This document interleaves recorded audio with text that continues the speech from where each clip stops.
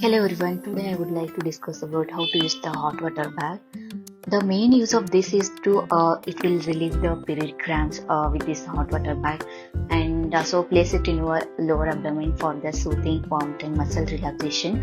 This is the perfect for menstrual pain relief, and also it promotes the comfort during your period.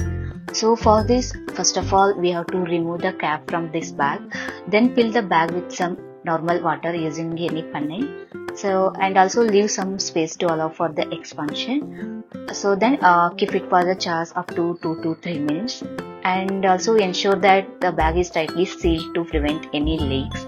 So like after this, don't directly go for to use this.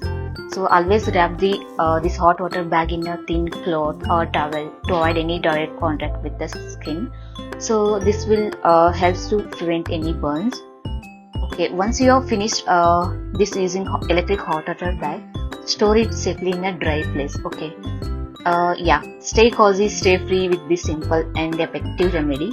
So if you like this video, please give thumbs up and share to others so that they will also get help. Yeah, thank you for watching.